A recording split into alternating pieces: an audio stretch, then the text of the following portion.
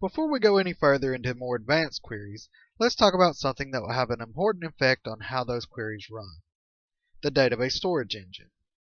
In this lesson, we will go over what they are and talk about the most common ones and their differences.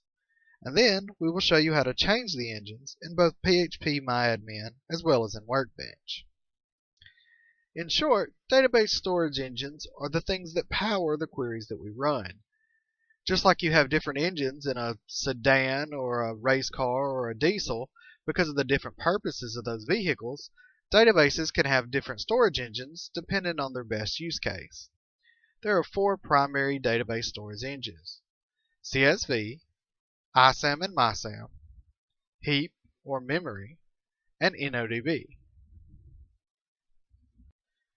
First, the CSV storage engine. CSV storage engine, as its name implies, has tables that are really text files with comma separated values, just like the ones we were importing and exporting earlier.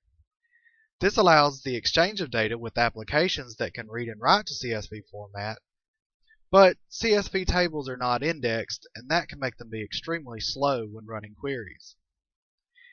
They're mostly created just to assist with large imports and exports. The ISAM and MyISAM storage engines were designed with the idea that a database will be queried far more often than it will be updated. That is, based on the idea that selects will be what you'll run most of the time.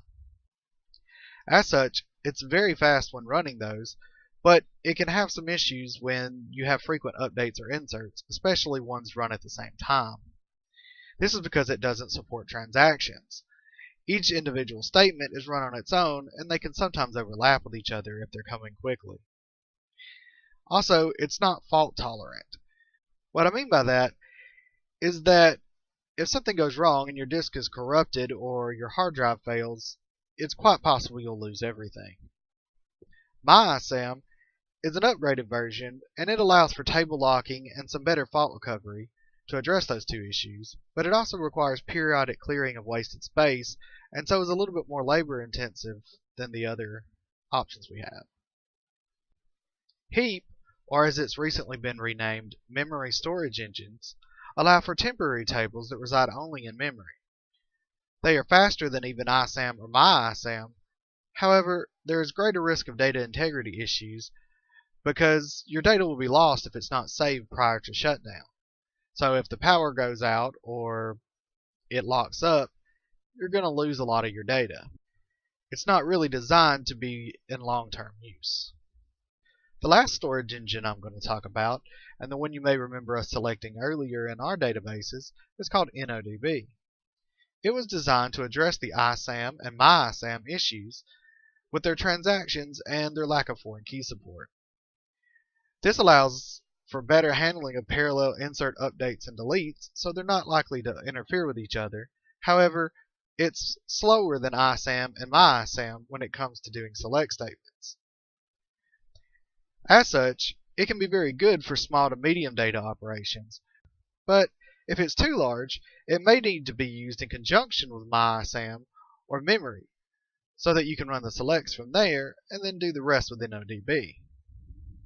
Now that we know a little bit about the engines, let's go over how to change them. Here we are in PHP-MyAdmin. All you have to do is click on your table, go over here to Operations, and you can see the drop down for Storage Engine. We currently have InnoDB selected, but you can choose CSV or MyISAM. Depending on the interface you're using, you may have different storage engine options. These are the ones we have for PHP-MyAdmin. Next, we'll go to Workbench. To change it in here, once again go down to your table, just click this little wrench next to it. That'll open this window, and you can change the engine. You can see we have a few more options here. If I wanted to change it to MyISAM, I just click Apply, and you see the query, and now it's finished. They're very easy to change, and as such, you can use whatever engine you currently need. Well, that's all for storage engines. In the next video, we will go over some more complex queries, such as how to use multiple tables. Brought to you by CreativeOnlineSchool.com.